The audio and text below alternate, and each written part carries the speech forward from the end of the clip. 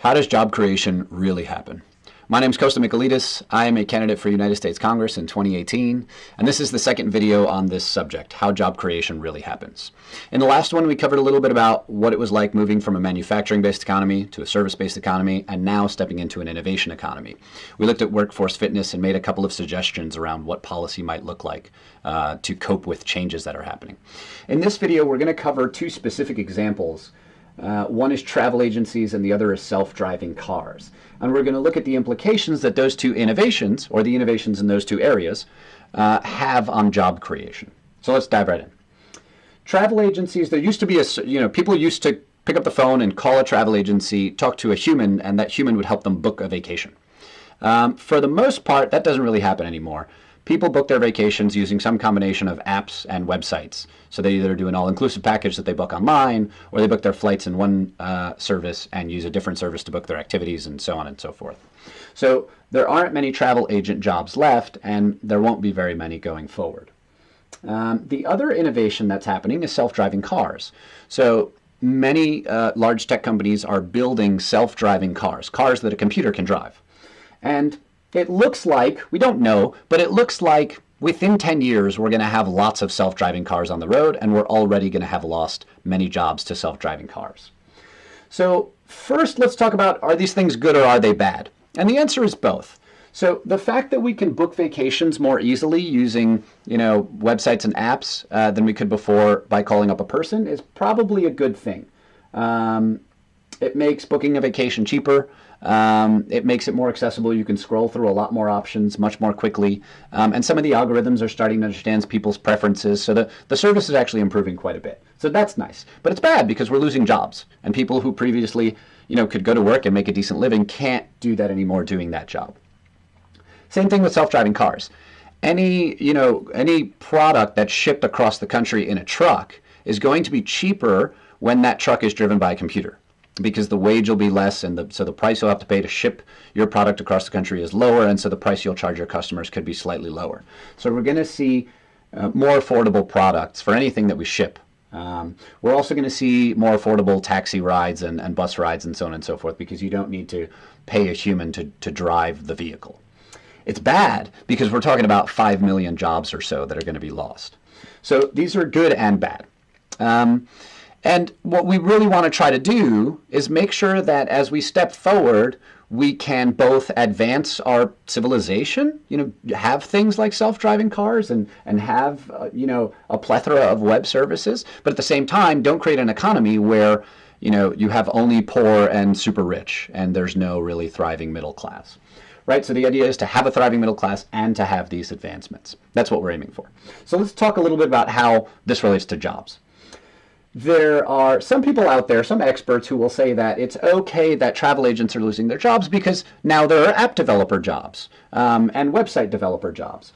And that presupposes that if you were a travel agent, you're going to now become a website developer. And that's probably not true. A job that was very people-focused, that had you on the phone or in person talking to people, is probably not, the people in that job are probably not also going to really love, working with numbers and typing away at a machine 40 hours a week.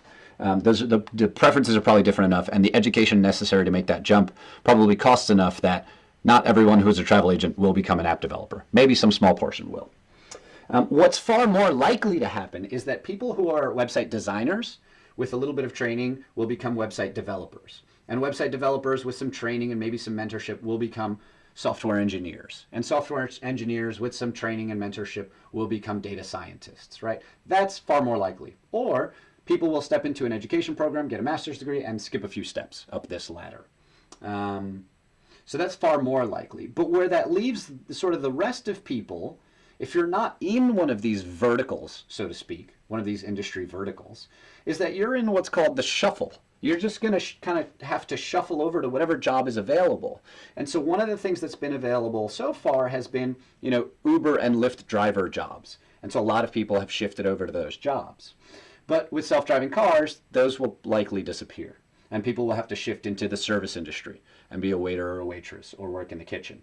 Or they'll shift into elderly care. Elderly care is probably one area of jobs that's going to see some growth because our population is aging. So you end up in a shuffle.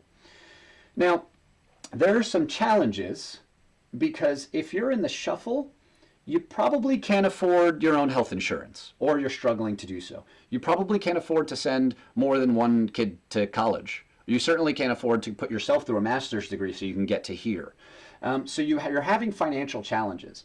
So if you want to own your home, send your kids to college, go back for a master's degree, you're either going to choose one of those or do none of those if you're in one of these jobs, because the pay is going to be much lower. These are low-skill jobs that you're getting less pay for.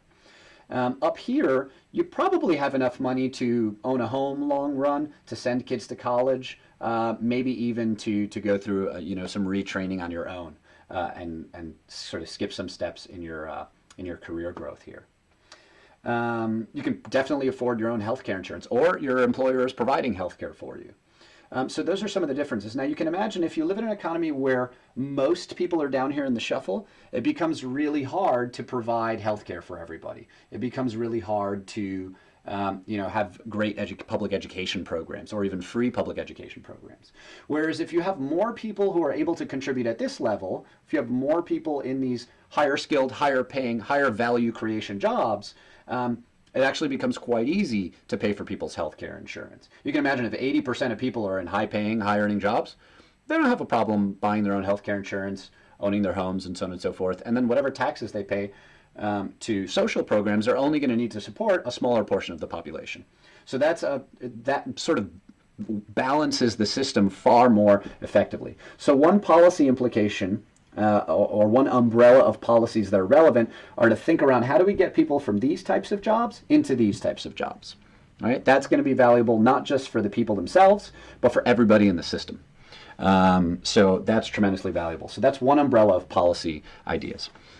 The other one is a little bit strange to understand, but also important. So self-driving cars, the science behind self-driving cars was discovered in the early 1900s.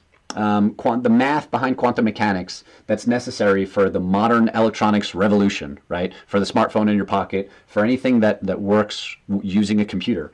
That math was discovered in, I think, early 1900s. So it's important that science stays way ahead of where entrepreneurship and engineering is. If we allow science to fall behind, these types of innovations are going to take us many more decades to get to than they are now. So another sort of policy recommendation umbrella is make sure that our science stays well ahead of where our engineering and our entrepreneurial capabilities are. And that's important to remain competitive as a country in the world. You really want your science programs, especially if you're in the U.S.'s position, which is you can't just copy someone else to progress. You have to kind of be breaking the mold, pushing the frontiers forward. You have to be the pioneer if you're in that position. So making sure science funding is there is another policy recommendation. So that's a little bit of exploration on how job creation happens, part 2. So thanks for tuning in. My name again is Kostas Michailidis. I'm running for the United States House of Representatives in New York District 3. Let me throw up a map so you can see what District 3 looks like. So that's where I'm running. If you live in the area, or if you live anywhere in New York, feel free to tune in or subscribe to the channel. Thank you for watching. Talk soon.